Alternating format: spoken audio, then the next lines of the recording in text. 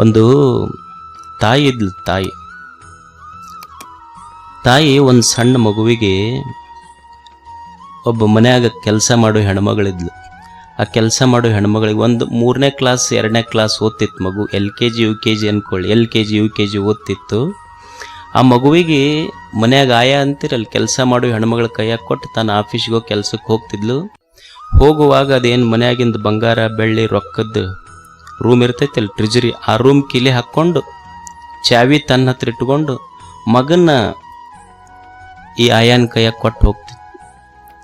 1 ತಿಂಗಳು 2 ತಿಂಗಳು ನೋಡ್ತು ಮಗ. ಅವ್ರವ್ವ ಆ ರೂಮಿನ ಚಾವಿ ತೆಗೆಯೋದು, ಎಲ್ಲ ಸಾಮಾನು ಒಳಗಿಡೋದು, ಕೀಲಿ ಹಾಕೋದು, ಚಾವಿ ತನ್ನ ಕಡೆ ಇಟ್ಕೊಳ್ಳೋದು, ಈ ಹುಡುಗನ ಈಕೆ ಕೈಯಾಗ ಕೊಟ್ಟು ಹೋಗೋದು. ಒಂದು ದಿವ್ಸ ಕೇಳ್ತವಾಗ, ಅಲ್ಲೇವ ಅದು ಎಲ್ಲ ರೂಮ್ ಕೀಲಿ ಹಾಕಿ ಚಾವಿ ನಿನ್ನ ಕಡೆ ಇಟ್ಕೊಂಡು ಹೋಗ್ತಿಲ್ಲ, ಯಾಕ? ಆ ಆಯನ ಕೈಯಾಗ ಯಾಕೆ ಕೊಡಬಾರ್ದು? ಅವಾಗ ಅವ್ರವ್ವ ಹೇಳಿದ್ಲಂತೆ, ಯಪ್ಪ ಅದ್ರೊಳಗೆ ಭಾಳ ಕಿಮ್ಮತ್ತಿನ ಸಾಮಾನು ಇರ್ತಾವ, ಮತ್ತು ನಿನ್ನ ದೃಷ್ಟಿಯಲ್ಲಿ ಅವು ಅಷ್ಟ ಕಿಮ್ಮತ್ತಿನ ಸಾಮಾನೇನು, ಮತ್ತು ನನಗೆ ಯಾಕೆ ಆಯನ ಕೈಯಾಗ ಕೊಟ್ಟು ಹೋಗಿ, ನಾ ಏನು ಕಿಮ್ಮತ್ತ ಇಲ್ಲ ನಿನಗೆ? ಅಂದ್ರೆ ವಸ್ತುಗಳನ್ನು ನಾವು ಪ್ರೀತಿಸ್ತೀವಿ ಅಷ್ಟೇ, ವಸ್ತುಗಳನ್ನು ಪ್ರೀತಿಸೋದಕ್ಕೆ ಕಲ್ತೀವಿ. ವಸ್ತುಗಳಿರೋದು ಬಳಸಾಕ, ಜನ ಇರೋದು ಪ್ರೀತಿಸಾಕ ಅನ್ನೋದು ತಿಳ್ಕೊಬೇಕು ಮನುಷ್ಯ ಅಷ್ಟೇ. ಇದನ್ನು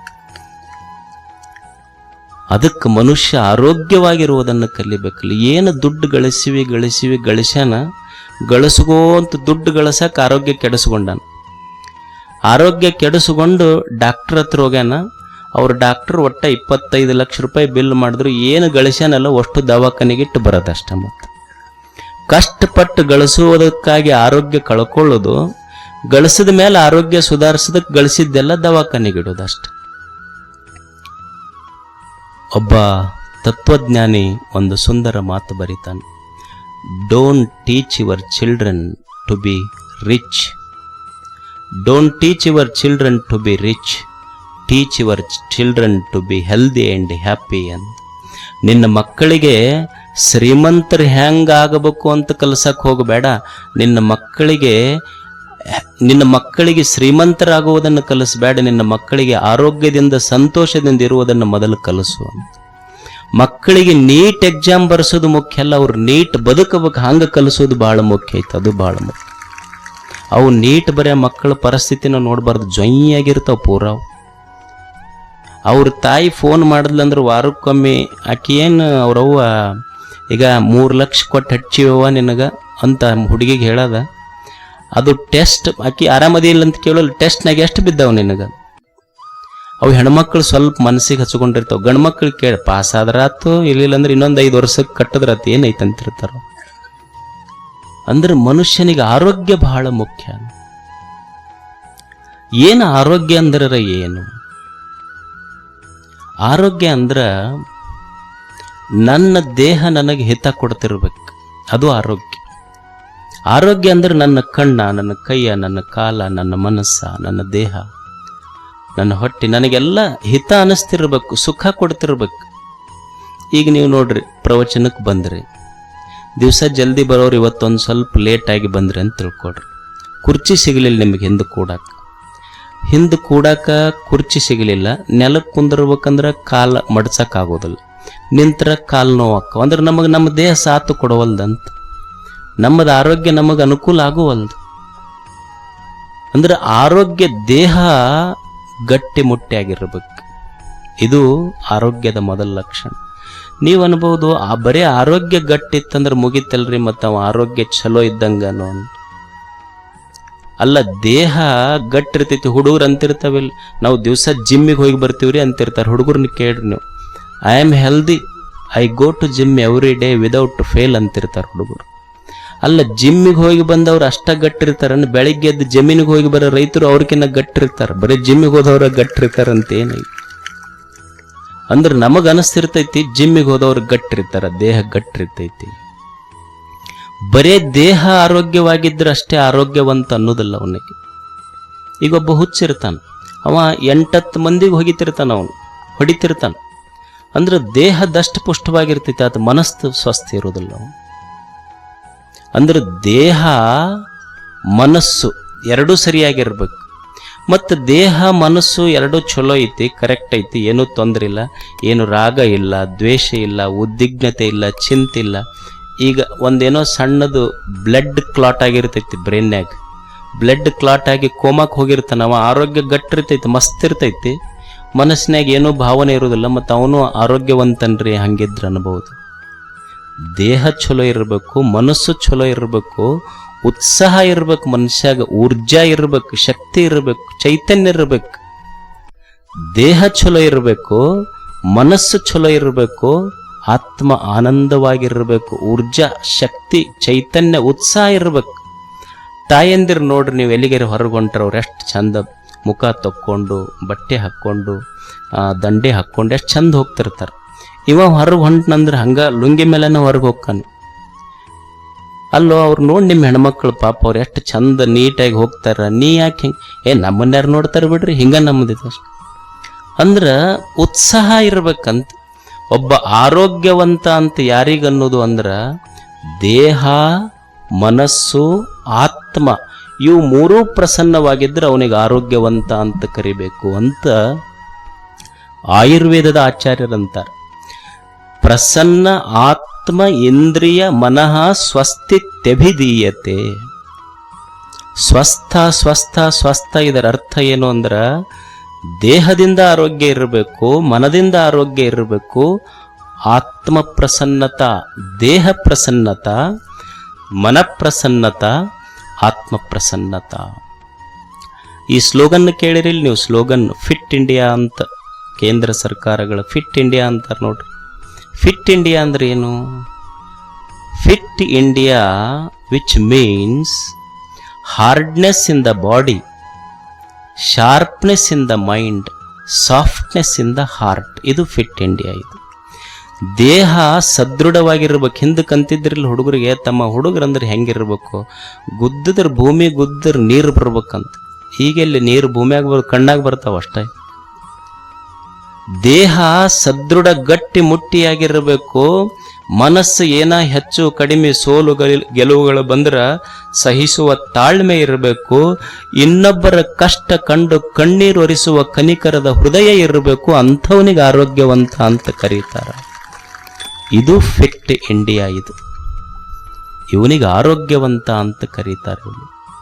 ಅದಕ್ಕೆ ಮೊದಲು ಏನಿರಬೇಕು ಅಂದ್ರೆ ಆರೋಗ್ಯ ಮುಖ್ಯ ಅಲ್ಲ, ದೇಹದ ಆರೋಗ್ಯ ಬಹಳ ಮುಖ್ಯ. ಮನುಷ್ಯ ದೇಹ ಇದು ಎಷ್ಟು ಅದ್ಭುತವಾಗಿರುವಂಥ ದೇಹ ನೋಡಿ.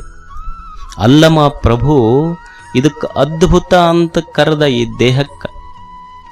ಯಾಕೆ ಅದ್ಭುತ ಅಂದ್ರೆ ಭೂತವ ಕೂಡಿ ಅದ್ಭುತವಾಯಿತು. ಈ ದೇಹ ತಯಾರಾಗಿದ್ದು ಪಂಚ ಮಹಾಭೂತಗಳು, ಮಣ್ಣು, ನೀರು, ಗಾಳಿ, ಬೆಳಕು, ಬಯಲು, ಇದರಿಂದ ತಯಾರಾಗೈತಲ್ಲ. ಇವಕ್ಕೆ ಜೀವಿಲ್ಲ, ಜಡ ಇವು ವಸ್ತುಗಳು. ಈ ಜಡದಿಂದ ಒಂದು ಚೈತನ್ಯವಾದ ಜೀವ ಉತ್ಪತ್ತಿ ಆಯ್ತಲ್ಲ, ಇದಕ್ಕಿಂತ ಇನ್ನೇನು ಅದ್ಭುತ ಬೇಕು ಅಂತ ಅಲ್ಲಮ್ಮ ಅದ್ಭುತ ಅಂತ ಕರೆದ ಈ ದೇಹಕ್ಕೆ. ಎಷ್ಟು ಅದ್ಭುತವಾಗಿರುವಂಥ ದೇಹ ಇದು. ನೀವು ನೋಡಿ, ತಾಯಿಯ ಗರ್ಭದಿಂದ ಭೂಗರ್ಭ ಸೇರುವವರೆಗೆ, ನೀನು ತಾಯಿಯ ಗರ್ಭದಿಂದ ಭೂಗರ್ಭ ಸೇರುವವರೆಗೆ ನಿನ್ನ ಜೊತೆಯಾಗಿದ್ದವ್ರು ಯಾರದಾರಲ್ಲಿ? ಸಂಬಂಧಗಳು ಬಂದಾವ ಹೋಗ್ಯಾರ, ಸ್ನೇಹಿತರು ಬಂದಾರ ಹೋಗ್ಯಾರ, ಗೌರವಗಳು ಬಂದಾವ ಹೋಗ್ಯಾವ, ಆಸ್ತಿ ಅಂತಸ್ತುಗಳು ಬಂದವ ಹೋಗ್ಯಾವ. ಯಾರು ಬಂದಾರ ಹೋಗ್ಯಾರ ಪ್ರಶ್ನೆ ಇಲ್ಲ. ಆದರೂ ನೀನು ತಾಯಿಯ ಗರ್ಭದಿಂದ ನೀನು ಭೂಗರ್ಭ ಸೇರುವವರೆಗೆ ನಿನ್ನ ಜೊತೆಯಾಗಿದ್ದಿದ್ದು ನಿನ್ನ ದೇಹ. Your body is your permanent address. ನಿನ್ನ ದೇಹ ನಿನ್ನ ಜೊತೆಯಾಗಿತ್ತು. ಈ ದೇಹ ಎಷ್ಟು ಅದ್ಭುತ ಅಂದ್ರೆ, ಈಗ ನೀವು ಮನ್ಯಾಗ ನೋಡ್ರಿ, ಒಂದು 4 ಜನ ಇರ್ತೀರಷ್ಟೆ. ಏನು, ಒಂದು ಇಬ್ಬರು ಗಂಡ ಹೆಂಡತಿ, ಅತ್ತಿ ಮಾವ, ಆಮೇಲೆ ಒಂದಿಬ್ರು ಯಾರೋ ಅವರೋ ಇವರೇ ಇರ್ತಾರಷ್ಟ. 4 ಮಂದಿ ಇರ್ತೀರಿ. ಒಬ್ಬರಿಗೆ ಕಂಡ್ರೆ ಒಬ್ಬರಿಗೆ ಹೊಂದಿಕ್ಕಾಗೋದಿಲ್ಲ. ಅತ್ತಿಗೆ ಕಂಡ್ರೆ ಸೊಸೆಗೆ ಸೇರಿಕಾಗೋದಿಲ್ಲ, ಸೊಸೆಗೆ ಕಂಡ್ರೆ ಅತ್ತಿಗಾಗೋದಿಲ್ಲ. ಮಗನಿಗೆ ಅಪ್ಪಗಂತೂ ವಯಸ್ಸಾದ ಮೇಲಂತೂ ಹವ ಮುಂಗಲಿ ಬಿದ್ದಂಗೆ. ಅಣ್ಣಗೆ ಕಂಡ್ರೆ ತಮ್ಮಗೆ ಸೇರಿಕಿಲ್ಲ, ತಮ್ಮ ಮಾಡಿದ್ದು ಅಣ್ಣಗೆ ಸೇರಿಕಿಲ್ಲ. ಎಷ್ಟು ಮಂದಿ ಇದೀವಿ? 5-6 ಮಂದಿ ಇದೀವಿ ಅಟ್ಟ. 5-6 ಮಂದಿದ್ದ ಮನೆಯೊಳಗೆ ನಮಗೊಬ್ಬರಿಗೊಬ್ಬರು ಹೊಂದಿಕಿಲ್ಲ. ನಾವು ಕಂಪ್ಲೇಂಟ್ಸ್ ದಿವಸ ಹೊರಗೆ ಹೋಗ್ಬೇಕಂತೀವಿ ನಾವೆಲ್ಲ. ಆಶ್ಚರ್ಯ ಏನು ಅಂದ್ರೆ, ಈ ದೇಹ ಐತೆಲ್ಲ, ಈ ದೇಹದೊಳಗೆ ಎಷ್ಟು ನರಗಳದಾವ, ಎಷ್ಟು ಅಬಧಮನಿಗಳು, ಅಪಿಧಮನಿಗಳು, ನರಹುವ, ನರವ್ಯೂಹ, excretory system, nervous system, digestive system, ಒಂದೇ ಎರಡೇ ಸಾವಿರಾರು, 1 ಕೋಟಿ ಅಂತಲ್ಲ, 1000 ಕೋಟಿ ಜೀವ ಸೆಲ್ಗಳದ ಒಳಗೆ ಜೀವಕೋಶಗಳದಾವಲ್ಲ. ನಾವು ಬೆಳಗ್ಗೆ ಎದ್ದು 1 ಕಟಿ ರೊಟ್ಟಿ ತಿಂದೀವಿ. 1 ಕಟಿ ರೊಟ್ಟಿ ತಿಂದಿದ್ದು, 1 ಕಟಿ ರೊಟ್ಟಿ ತಿಂದ ಆ ರೊಟ್ಟಿಯ ಅನ್ನದ ರಸ ದೇಹ ಪ್ರತಿಯೊಂದು ಜೀವಕೋಶಗಳಿಗೆ, ಕೋಟಿ ಜೀವಕೋಶಗಳಿಗೆ ಹೋಗಿ ಮುಟ್ಟಿಸೈತಿ. 1 ಜೀವಕೋಶವು ಸಹಿತ ಇವತ್ತು ನನಗೆ ಅನ್ನ ಮುಟ್ಟಿಲ್ಲ ಅಂತ ಒಂದೂ ಕಂಪ್ಲೇಂಟ್ ಕೊಟ್ಟಿಲ್ಲ. ಎಷ್ಟು ಸಹಕಾರದಿಂದ ಒಂದಕ್ಕೊಂದು ಬದುಕೇವಲ್ಲ. What a cooperative system that God has created on this earth. ನಮ್ಮ ಕೋಆಪರೇಟಿವ್ ಸೊಸೈಟಿ ಅದ, 1 ವರ್ಷದೊಳಗೆ ಮುಳುಗಿಸಿ ಬಿಡ್ತಾರ ಅವನು. ದೇವರು ನಿರ್ಮಾಣ ಮಾಡಿದ ಕೋಆಪರೇಟಿವ್ ಸಿಸ್ಟಮ್ ಎಷ್ಟು ಚಲೋ ಐತಿ ನೋಡ್ರಿ. ಅದಕ್ಕೆ ಈ ದೇಹ ಕೆಡಲಾರ್ದಂಗೆ ನೋಡ್ಕೋಬೇಕಲ್ಲ.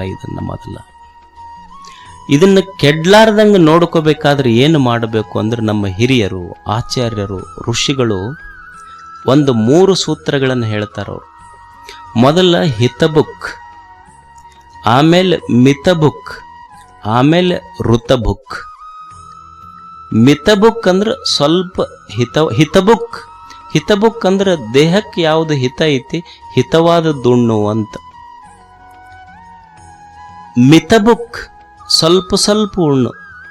ಋತಬುಕ್ ಋತುಗಳನ್ನು ನೋಡಿ ಉಣ್ಣು. ಹಿತಬುಕ್, ಮಿತಬುಕ್, ಋತಬುಕ್. ಮೊದಲ ಹಿತವಾದದ್ದುಣ್ಣು. ಯಾಕ ಅಂದ್ರೆ ಎಲ್ಲ ಏನು ಉಣ್ತಿ ಅದೆಲ್ಲ ದೇಹಕ್ಕೆ ಹಿತ ಆಗ್ತೈತಿ ಅಂತಲ್ಲ, ಸ್ವಲ್ಪ ನೋಡಿ ಉಣ್ಣು ನೀನು ಅಂತ. ಯಾಕಂದ್ರೆ ನೀ ಏನು ಉಣ್ತಿ, ನಿನ್ನ ಅನ್ನ ಅದು ಬಹಳ ಕಿಮ್ಮತ್ತಿಂದ. ಈಗ ನೀವು ನೋಡಿ, ಈಗ ಮನ್ಯಾಗ ನಾವು ಅಡಿಗೆ ಮಾಡ್ತೀವಿ. ಅಡಿಗೆ ಮಾಡಿದ್ದ ತಾಯಂದಿರು ಅದ್ರ ಮೇಲೆ ಏನಾರ ಮುಚ್ಚಿಡ್ತಾರಿಲ್ಲ. ಯಾಕೆ ಮುಚ್ಚಿಡ್ತಾರಂದ್ರೆ ನೊಣಗಿಣ ಬಂದಿಗಿಂದವು. ಏನಾಗ್ತೈತಿ ನೊಣ ಕುಂತ್ರೆ, ಅಡಿಗೆ ಮಾಡಿದ್ರ ಮೇಲೆ ನೊಣ ಕುಂತ್ರೆ ಏನು ಸಮಸ್ಯೆ ಆಗುತ್ತೆ ಅಂದ್ರೆ, ಉಂಡವರಿಗೆ ವಾಂತಿ ಭೇದಿ ಶುರು ಆಗ್ತೈತಿ. ಅಂದ್ರೆ ನೊಣ ಸ್ವಲ್ಪ ವಿಷಪ್ರಾಣಿ ಅದು ಅಂತ ನಮ್ಮ ದೃಷ್ಟಿಯಲ್ಲಿ. ಅಂದ್ರೆ ನೊಣ ಕುಂತಿದ್ದ ಅಡಿಗೆ ಉಂಡ್ರ ವಾಂತಿ ಭೇದಿ ಶುರು ಆಗ್ತೈತಿ, ಮುಚ್ಚಿಡ್ಬೇಕು. ಸರಿ, ಅಂಥ ನೊಣ ಐತಲ್ಲ, ನೊಣವನ್ನ ನೀವು ಗಾಡಿ ಮೇಲೆ ನೋಡ್ರಿ, ಹಲ್ಲಿ ತಿಂತ ಹೌದಲ್ಲ, ನೊಣ ತಿಂತಾವ ಹಲ್ಲಿ. ಹಂಗಾದ್ರೆ ನೊಣ ವಿಷಪ್ರಾಣಿ ಅಂದ್ರೆ, ನೊಣಕ್ಕಿಂತ ವಿಷಪ್ರಾಣಿ ಯಾವುದಾತು? ಹಲ್ಲಿ ವಿಷಪ್ರಾಣಿ. ಈಗ ಹಲ್ಲಿ ಇದೆಯಲ್ಲ, ನೀವು ನೋಡಿ ಹಳ್ಳಿಗಳಲ್ಲಿ ಹೋಗಿ, ಹಲ್ಲಿ ಹಾವು ಹಿಡಿತಾವ. ಹಲ್ಲಿಗೆ ಏನು ತಿಂತಾವ? ಹಾವು ತಿಂತೈತಿ. ಹಾಗಿದ್ರೆ ಹಲ್ಲಿಗಿಂತ ಯಾವುದು ವಿಷಪ್ರಾಣಿ? ಹಾವು ವಿಷಪ್ರಾಣಿ. ಈಗ ಹಳ್ಳಿಗಳಲ್ಲಿ ನೀವು ನೋಡಿ, ಆ ಹಾವಿಗೆ ಸಣ್ಣ ಸಣ್ಣ ಹಾವು ಅದು ಹೊಂಟು ಅಂದ್ರೆ ಕೋಳಿ ತಿಂತಾವ. ಹಾಗಿದ್ರೆ ಹಾವಿಗಿಂತ ವಿಷಪ್ರಾಣಿ ಯಾವುದು? ಕೋಳಿ ಆಯ್ತು. ಮತ್ತು ಕೋಳಿ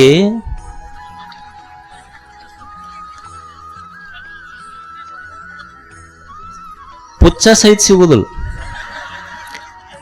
ಹಂಗಿದ್ರೆ ಯಾರು ವಿಷಪ್ರಾಣಿ ಆದರು? ಭಾಳ ಬಿಡಿಸಿ ಹೋಗಕ್ಕೆ ಹೇಳಕ್ಕೆ ಹೋಗ್ಬೇಡ್ರಿ, ಬಿಡ್ರಿ, ಇದು ನಮಗೆಲ್ಲ ಅರ್ಥ ಆಗ. ಇಂಥವು ಮುಗಿಸೇ ಬಿಟ್ಟಿವಿ ನಾವೆಲ್ಲ. ಹಾಗಾದ್ರೆ ವಿಷಪ್ರಾಣಿ ಯಾವುದು? ನೀವು ಸ್ವಲ್ಪ ವಿಚಾರ ಮಾಡ್ರಿ.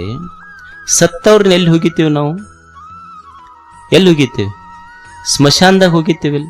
ಮತ್ತು ಸತ್ತವ್ರನ್ನೆಲ್ಲ ಸ್ಮಶಾನದಾಗ ಹೋಗಿತೀವಿ.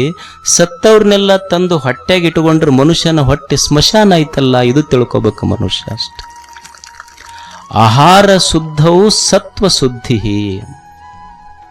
ಆಹಾರ ಶುದ್ಧವು ಸತ್ವ ಶುದ್ಧಿ.